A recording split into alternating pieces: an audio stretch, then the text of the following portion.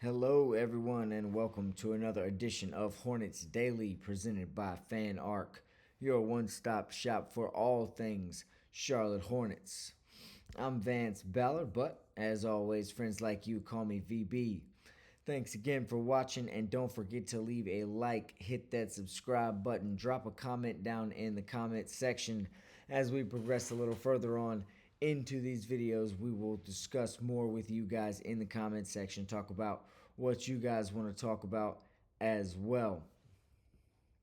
It wasn't that busy of a first day of free agency for the Hornets, but they did make one signing and they made it very clear for anyone who was wondering their opinions of Colin Sexton and Trey Mann.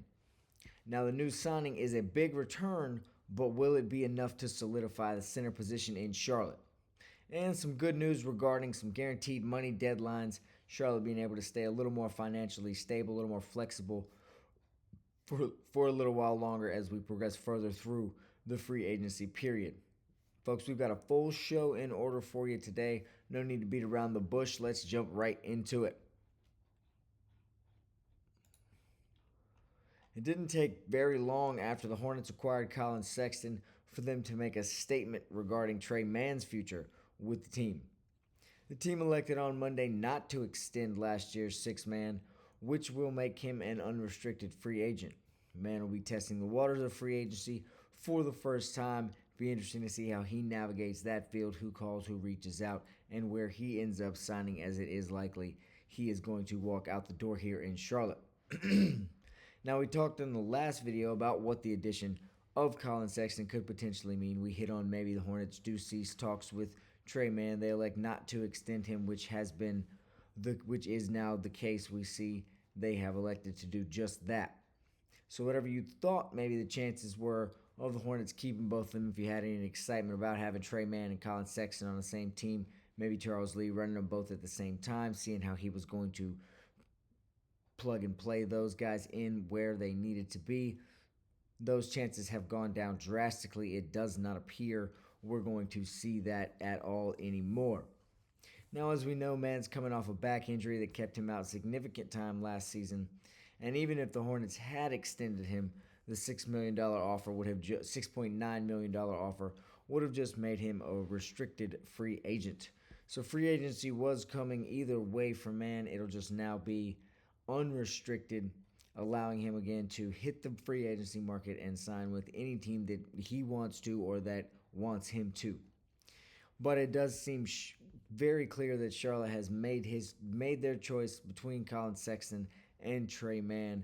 It looks like the front office has elected to go with Colin Sexton in that regard, keep the a little more proven, more experienced, and let's be honest, probably better player here, as again Sexton averages just under 19 points a game for his career, a big time scorer there, and got a little bit of work to do on the perimeter in terms of defense. Does Colin Sexton, but with Charles Lee's mentality, his development ability, maybe he'll be able to help Sexton take that next step on the defensive side of the ball as well.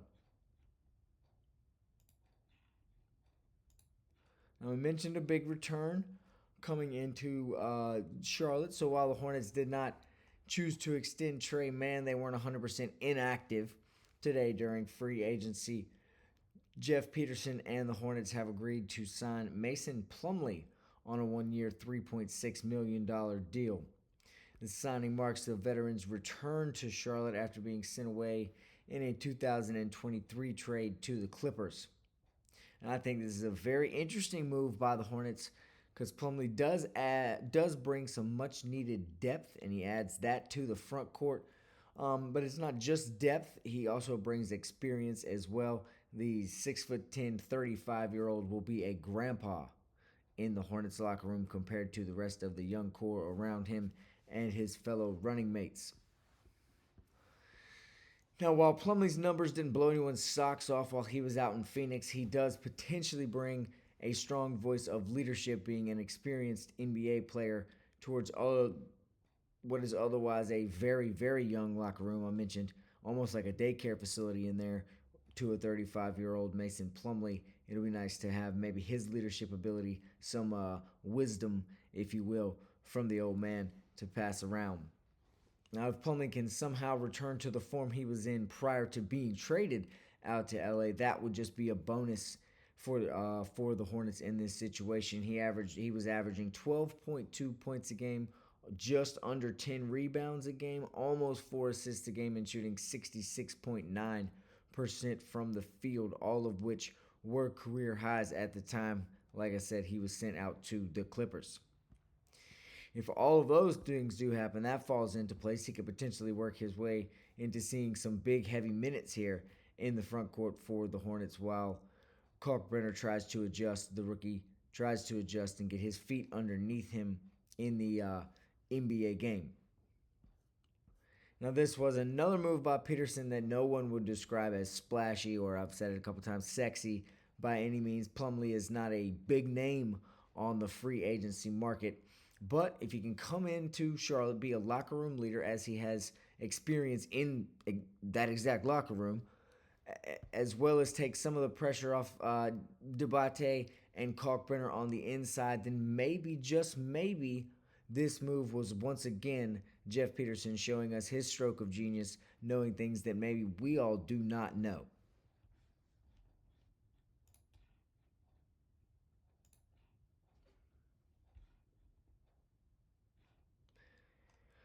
Now we're going to wrap things up today with some good news financially for the Hornets.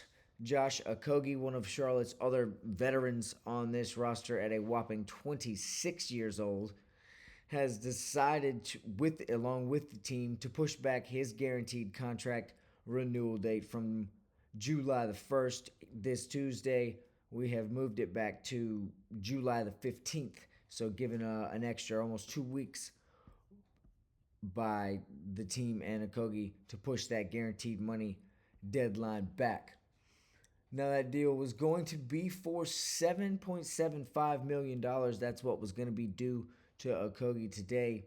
But after playing in only 40 games last season and averaging 7.1%, the veteran will be aiming to get back healthy, and then in 15 days or 14 days, we'll revisit that guaranteed money deal, and Okogie be able to be a big contributor coming off the bench this year in Charlotte as well. Another important piece of Charles Lee's bench, trying to get healthy, trying to get his money right.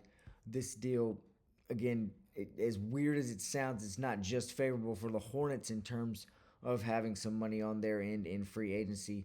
Reports are saying that pushing back this payday for Okogie will work out just fine in his favor, as he's not expected to receive anywhere really close to that offer in free agency. So by waiting it out, and it kind of is a win-win, he gets to at least see what's going to happen in free agency. But if nothing works out for him, he knows he can come back and has a little over $7.75 million waiting on him when he decides what he's going to do if he wants to come back to Charlotte. Well, folks, like I said, it wasn't a super busy Monday, but there was still plenty of buzz around the Hornets. And we'll be right back here tomorrow to bring you even more Charlotte Hornets talk. We'll keep you up to date. We'll see what Mason Plumlee looks like when he arrives, as he gets into town. We'll talk about anything else that the Hornets, Jeff Peterson, Charles Lee may do. More magic still could be worked, as free agency is now off and running. Once again, folks, I'm Vance Ballard. I want to thank you again for watching Hornets Daily right here, presented by FanArc. We'll catch you right back tomorrow.